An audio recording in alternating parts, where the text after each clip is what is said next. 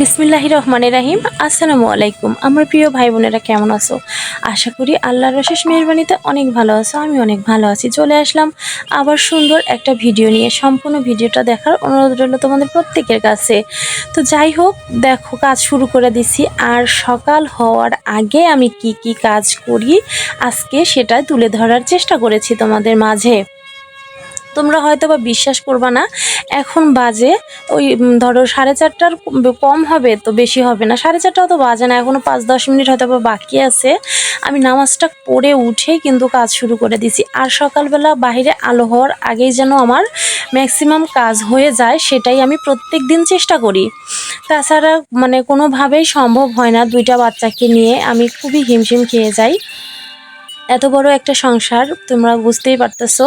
অনেক কাজ, অনেকগুলো ঘর, অনেকগুলো ফার্নিচার, অনেকগুলো খাট, সব কিছু মিলায় গুছিয়ে পরিষ্কার পরিচ্ছন্ন রাখতে আমার এইভাবেই কাজ করতে হয়। আর নামাজ পড়তে যেহেতু আমি রাত্রে উঠেই পড়ি, 4টা পৌনে 4টার দিকে উঠি, সেই ক্ষেত্রে কাজ তখন থেকে শুরু করাটাই ভালো, এটাই মনে করি।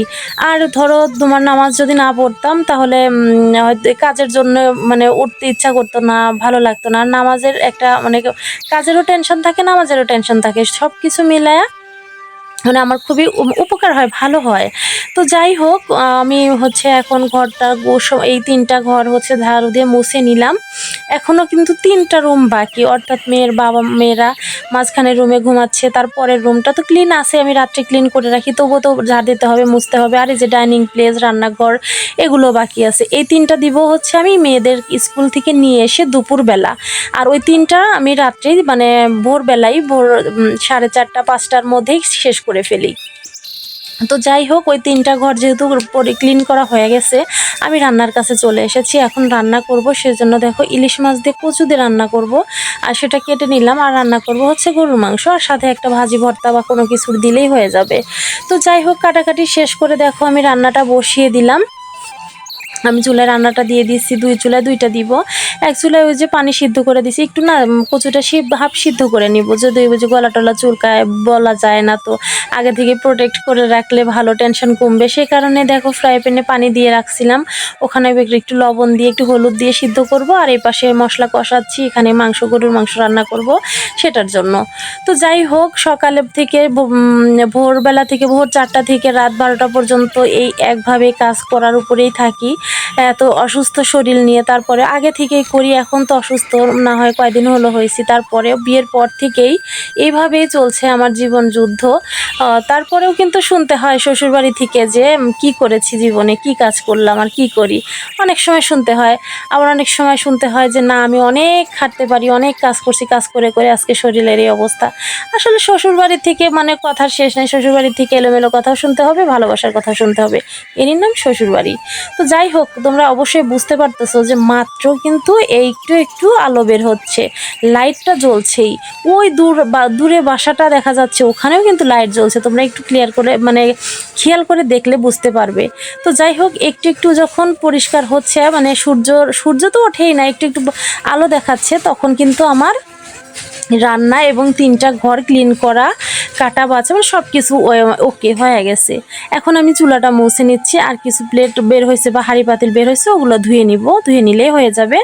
তারপরে আমি বড়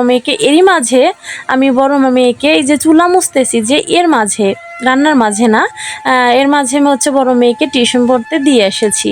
ও পড়তেছে, ওর পড়া শেষ হলে আবার ওকে নিয়ে আসবো, ছোটো মেয়েকে ঘুম থেকে উঠাবো, ব্রাশ করাবো, খাওয়াবো, রেডি করাবো। তাহলে বোঝো যে কীভাবে যুদ্ধ করতে হয়। এর মধ্যে আমি কাউকে ফোনে সময় দেওয়া বা কারোর সাথে কথা বলা, আত্মীয় স্বজন, বাবা মা, ভাই বোন, সবার সঙ্গে সবার কথাই বলতেছি, কিভাবে সম্ভব, আমার জানে কিভাবে কুলাবে বলো।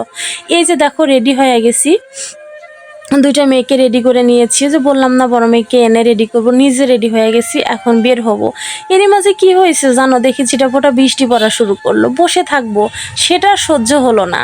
এই যে এই রুমটাতে সবাই ঘুমিয়ে পড়ছিলাম, বললাম না মেয়ের বাবা এখনো ঘুমাচ্ছে, তো দেখলাম যে ও উঠে গেল বৃষ্টির শব্দে, বৃষ্টি পড়ার শব্দে। ভাবলাম যে বোরখা পরে আছি, তাতে কি হয়েছে, একটা কাজ তো অন্তত পক্ষে আগায় রেখে যায়, তাহলে স্কুল থেকে এসে একটু সহজ হবে। ওই ঘটগুলো একটুখানি ঝাড় দেওয়া বা মোছা, একটু উঠান ঝাড়ু দেওয়া, এগুলো অল্প কাজে হয়ে যাবে, একটা তো কাজ আগায় থাকবে, যে কথা সেই কাজ। দেখো আমি বিছানাটা পরিষ্কার করে, একটা জামা ছিল সেটা ভাঁজ করে নিলাম। একেবারে চলে এসেছি বিকালবেলা, গোসল আসল খাওয়া দাওয়া সব কিছু শেষ। মেয়েদেরকে এখন টিউশন পড়তে নিয়ে যাব। মেয়েরা মানে গোসল খাওয়া দাওয়া করে একটু রেস্ট নিচ্ছে। আমি ভাবলাম যে শুকনো কাপড়গুলো তুলে নেই। আর বড় মেয়ে যেহেতু আরও পরে আসি স্কুল থেকে, ওর স্কুল ড্রেসটা এখনও বাহিরেই আছে। দেখো বললাম যে বাতাসে একটু ঘামটা মানে শুকিয়ে যাক, ওইটা আর এখন উঠাবো না। আর ছোটো মেয়ে তো আগে আসে, ওরটা উঠায় নিয়ে গেছি। আর দেখলাম যে ঘরের দরজার সামনে একটু নোংরা পড়ছে, ওই যে বাতাস বইতেছে, বাতাসে পাতা টাতা পড়ে আছে। ভাবলাম যে একটু ঝাড়ু দিয়েই যাই। আর তোর সময় পাবো না, একবারে একদম চলে আসবো সেই মাগরিবের সময়। তো এইটুকু সময়ের মধ্যে আমাকে টুকিটাকি যে কাজ আছে সেগুলোও সারতে হবে। এই যে বেশ কিছু জামা কাপড় আছে তুলে নিয়ে আসলাম, তোমরা তো দেখতেই পেলে।